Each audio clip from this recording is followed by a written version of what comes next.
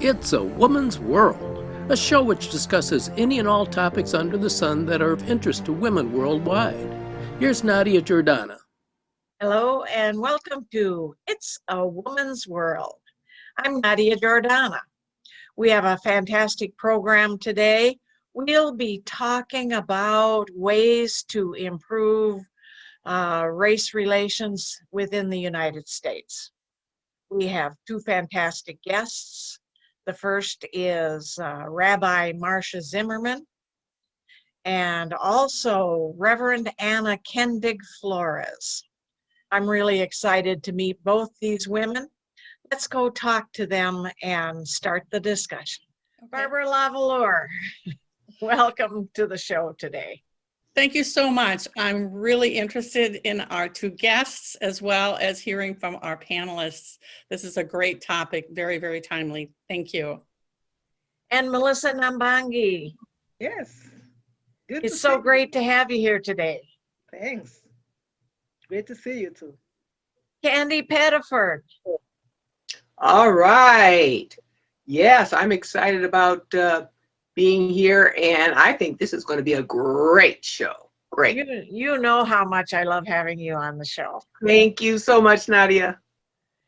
And Anna Kendig Flores and Reverend Anna Kendig Flores and Rabbi Marcia Zimmerman are our guests. We are looking forward to a lively conversation today on different ways of healing race relations in America. Melissa, would you like to ask the first question? Yes, most definitely. I have had the pleasure of seeing Rabbi Zimmerman preach at Westminster. I've had the pleasure of watching Anna work. I don't know if she was on internship or what she was doing there, but she was so busy around Westminster that it's like seeing old familiar faces again. The one question I want to start off with is, you have done a lot of work in this area, and I'm wondering, is your audience only faith communities, or do you do this work beyond the faith communities? So whoever wants to answer, Rabbi Zimmerman.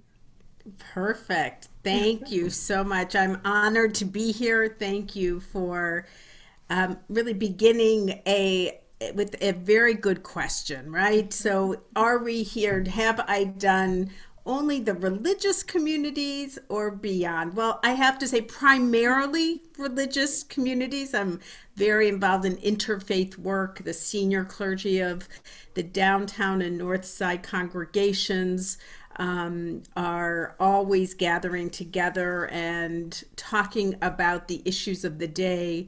Race is absolutely one at the forefront of our conversations. We are very diverse in so many ways as a group, this Minneapolis community of senior clergy.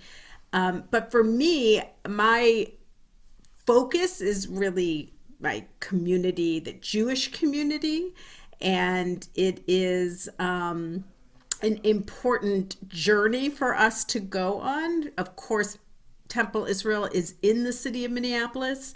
I like to say our address is our mission and vision, not just our location. And it means that we are very involved in the health of the city of Minneapolis, which, of course, in the aftermath of the murder of George Floyd, is in pain in so many ways. Not that it has not been in pain up until that point. Let me be very clear that I think it is much of the white community that had our eyes open, where the Black community and communities of color have known this pain of police brutality for so long. And we, though, as a Jewish congregation, also recognize that we have a very diverse community, that 20% of the Jewish community is of color, and that we are having a lot of work internally as well as in the community externally. But religious communities are really sort of my focus. But again, very involved in talking to the chief of police, the mayor. My husband's an elected official, so I'm at the legislature. And so the idea that putting our faith into motion is really about an extended conversation beyond the religious communities. Anna. Yes. So for me, I think my call to ordained ministry really began outside of the church in primary ways. So I'm an ordained Presbyterian pastor, but my first call for the first 9 years of my ministry up until, a couple months ago, actually, was to interfaith and secular hospital chaplaincy. And I took the interfaith and secular part of that very seriously. Some people who call themselves chaplains might see themselves being a very traditional Christian version of that. But that is how I was trained and certified. And so I did my work at the University of Minnesota Medical Center, and specifically I was the lead chaplain for adult mental health and chemical dependency. So it was a pretty broad environment that really needed a systemic look at how ethics was playing out, and ethics included race and racism. So I brought a lot of interest to that space. I just got invited to actually start working with the entire national body of accreditation for chaplains on their anti-racism efforts. So that, I think, portends really well for interfaith and secular spiritual advisors who are working all across the country. But now I'm working primarily also with my denomination on a local level, which has decided to do something somewhat unique. We don't know of anyone else who's doing it in the Presbyterian Church, but have a local denominational leader who's actually spending their time doing this work. And there are other denominations that are doing this. And so we're following that lead and really trying to build something that supports congregations and communities of faith and leaders of faith in this work. Okay, great. Kendig. All right. Well, can I jump on in there, Nadia? You bet, Candy. Well, I'm going to go deep with both of you right now. In the African American Black community, we do see a lot of white privilege. And I kind of noticed it. There was a young girl who was 9 years old. She was having a tantrum fit or whatever. The police handcuffed her and pepper sprayed her. And they said, quit acting like a child. Now she's 9 years old. And then I also thought of the insurrection. If it was Black people going in there, breaking in, I mean, I think there'd be bodies strewn all over. What do you take of this? I mean, do you actually see white privilege at all? Do you get any of it? Either one of you. Both of you. I mean, I can start with that. I think for me, it's an interesting perspective that I think I have grown up with, which is sort of this dual awareness that at the same time as I'm aware that most of my ethnic identity comes from people of color. I am Mexican on my mother's side of the family and Syrian, and then partly European on the other side of my family. That doesn't always show on my face, especially to white people. There are people of color who will recognize, what exactly is your background, but because of that, I'm aware that white privilege is very real, and it's baked into our systems. And it's baked into our systems in our policing, in our politics, and certainly also in our religious lives. And so a big thing that I've been doing this year is leading an anti-racism spiritual pilgrimage that is simultaneously looking at the history of Minnesota and Wisconsin, and also looking at the faith tradition of what I'm calling white United States Christianity. And the question I posed to these 150 people who are on this pilgrimage was, is white US Christianity more Christian or more white? So I think that speaks to white privilege in a number of ways, including the way that whiteness has been conjoined with Christianity in some really dangerous ways as well. And I think we saw that in the insurrection, very much so. Yeah. And so I wanted to speak to white fragility because systemically, white privilege is very prevalent. The individual and the fragility in talking about race is so staggering, and I have to say, dangerous. Mm, So the idea, at Temple Israel, I've done a lot of work around courageous conversations. We've done the IDI, which is a diversity tool that helps sort of plot where you are understanding diversity. Do you say denial or minimization? I don't see color, which is not true. That not is true. absolutely ridiculous Mm. and again dangerous. So how do we move people in this conversation? And white fragility, Robin DiAngelo's book White Fragility, and her speaking out about it as a white person is really crucial.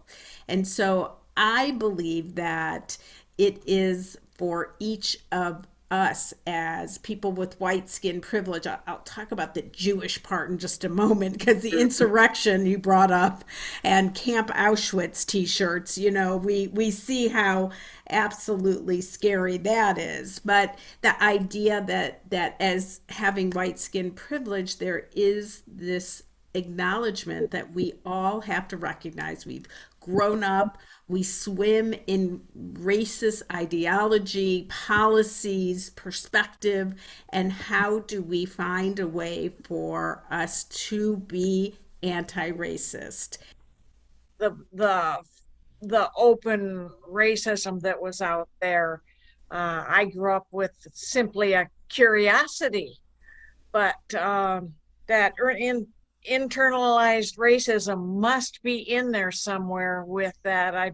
Over the years, I've noticed little things that I've had to think about and work on with myself because it's not the same when you grow up in the inner city and your parents taught you who to like and who to hate and who not to hang out with. And that was a phrase that resonated with me. It means every one of us has work we can do. If I could just jump in here, I really appreciate, Candy, you asking that question.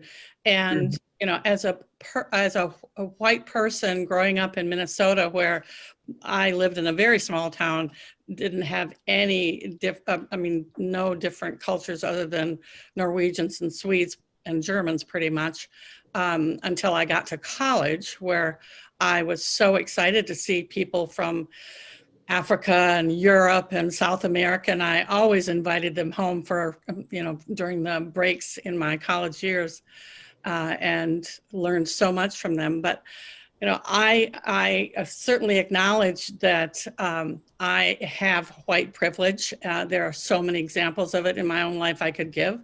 But I read White Fragility and learned from that, and I read How to Be an Anti-Racist and learned from that.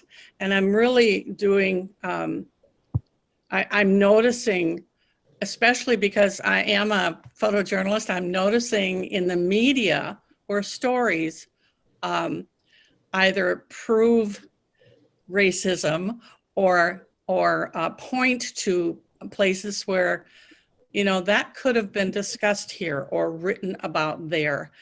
So I don't know if this is a white term or not, but I'm woke to the fact that that I am a racist, even though I don't like the sounds of it, but I'm facing the reality of the culture I grew up in. I don't know if you've heard the terminology as well about Karen. Have you ever heard of a Karen? And I'll give that to you because they're saying a lot of the white women, like the one woman that thought the young man took her cell phone. Right. And the one woman who called the police on the man in the park, the black man in the park. And so now the African American community has a term called the Karens. Mm. Have you heard that at all, Rabbi? Mm-hmm. Yes, I have. Yeah. Absolutely. What about you, Reverend Anna? Yeah. And I think it's become complicated because then white people started using the term Yes. Yeah. and it started getting used wrong. And now there's a whole community of white women who say that the term is sexist. And so it's so interesting how we've been using the words weaponized. And I think there's a way in which the discourse, the conversations that we try to have around issues of race get weaponized and twisted in ways that make it seem like having the conversation is the problem, right? And in fact, the problem is when we, A, try to go for colorblindness, or B, try to pretend like we're being victimized because we're being asked to be accountable for the systems that we're a part of. And so, several folks have, Barbara and Nadia, you talked about growing up in smaller towns and where there weren't a lot of people of color. There are reasons those communities don't have a lot of diversity. And they have done extensive studies over time that said, people of color would live far more diverse places, and they would live in rural communities, and they would have, far more property in those areas, but they were forced out. And when you look at property maps, you can see that. So I think what's so interesting about this is that it's so hard to even begin to talk about these issues, much less begin to take action on them. And I'm really interested in how white communities, or mostly white communities, can start to do that in ways that don't just wait to take action until tomorrow. And also how communities that, or groups or individuals of color don't have to just spend their time babysitting white people and white conversations, and can actually do their own healing and their own building of what it is that leads toward life for them. And so I've really been very interested in how spiritual practices can do that, and how they can speak to the different spiritual healing needs that different people in our community need because of the types of systemic imbalances that we have. So what's going to heal that imbalance in me, right? What do I need? I might need a different medicine. I might need a different path than someone else does. And so I think some of those pieces that I've been thinking about as we've been talking is conversation, and then conversation that moves toward doing. And how do we not get stuck in either of those places? I'd like to say real quick also, I grew up in a small town where our family was the only African-American people in a town, Lindstrom, Minnesota, if you've ever heard of it. Chisago City, Taylor's Falls. That's where I grew up. Wow. Yeah. Well, I would like to say that the two small towns that I grew up in the 40s and 50s and 60s, now have quite a considerable amount of diversity, even though they've still remained, small communities. So I think it's a process that takes a lot of time, a lot of acceptance, and I think that we're on a journey that has a ways to go.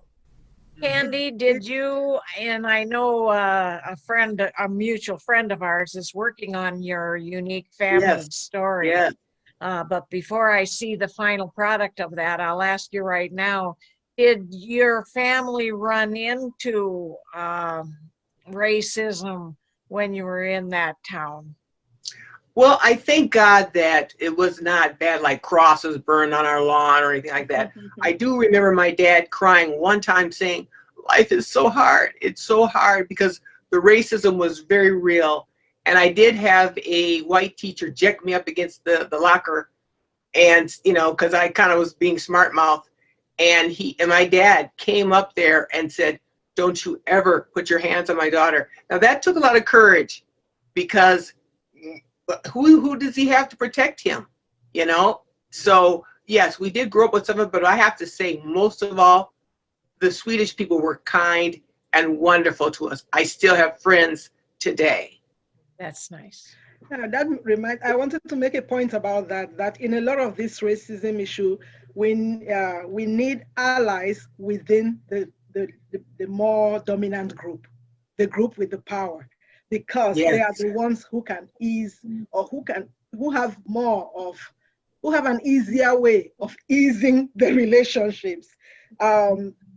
It just brings to mind another question I had, speaking of dealing with faith communities. I know the members of these faith communities also work and interact with members of the non-faith communities. But what I had noticed, though, I was talking with a younger Cameroonian last week and telling him some of the experiences I had in different workplaces and how the racism was being shown and ways in which I experienced it. And he said, wow, you guys really had a rough time. Now, he came much later than I to the United States. But I thought about it again and I thought, could it be the nature of the profession he is in, that it is more acceptable for those who might have these racist feelings to accept him as somebody, he's more like an electrician, contractor, working with his hands type of person? Could it be that there are some professions that if you are in, there is a lot of comfort around you and nobody is interested in showing you any racism because it is not that maybe intellectual, or I don't know what word to use. Yeah, but so I'm wondering if you have had to look at that, and I know you probably may not have had to look at that, but to think about it, because I think the racism is experienced differently in different professions, and there are some professions where some people might be like, why is a Black person trying to be our supervisor or being in this position where she's the boss, that sort of thing. I think that's an important point, Melissa. Absolutely. So I would say that racism shows itself everywhere in every profession and every walk of life. And I think that how it shows itself is interesting in the sense of what people might assume one place or profession somebody is in.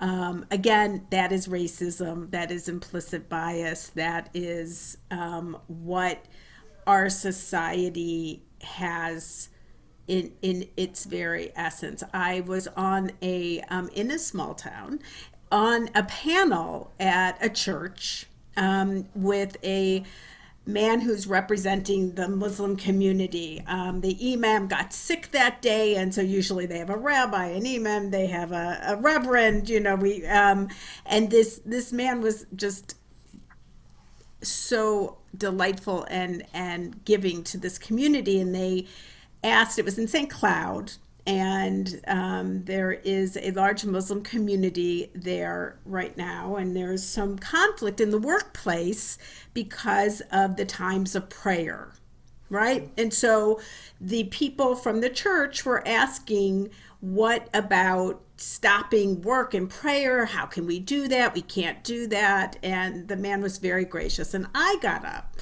because, and I said, okay, let's talk about time here. Let's talk about the calendar here. We live in a dominant Christian community. That means the calendar, the work day, the work week is based on a Christian calendar. I, as a Jew, have to take well, I'm a rabbi, so I don't have to take anything off, but but my people, it's the first day of school, the day after Labor Day this year is Rosh Hashanah, one of our holiest days of the year. Nobody even thinks about it, but we have to go knock on the door and beg for things to change, and some people do and some people don't. People don't know my calendar. It's unknown, right? So to say, why do we have to stop for 5 times of prayer? Because the workday is based on a Christian understanding of time. So how do we get to the most basic essence? I wasn't as nice as he was because I really couldn't believe the question and how absolutely biased it was, and they thought they were being honest and true and whatever, but they were having so many assumptions for a community that is growing in their community, and they don't want to change. They don't want to change. They don't want to see it differently. And so that basic thing is so hurtful and complicated. And it's not only the things that are said, but the things that are assumed, the things that aren't said, the things that aren't ever recognized about the broader community and the broader culture in which we live. Now, it doesn't mean that people are bad, and it doesn't mean that even those people are bad who might say something. The bottom line, though, is if we're going to change, it's going to take Herculean amount of time and effort and actually allyship at every level. You know, the insurrection at the Capitol, absolutely racism was prevalent. Oh, And yes. guess what was right next to it? Anti-Semitism. Very mean, anti-Semitism, like Auschwitz isn't enough, you know, like we need to finish what they started, is what these people were saying. And so unbelievable how human beings can be so inhumane.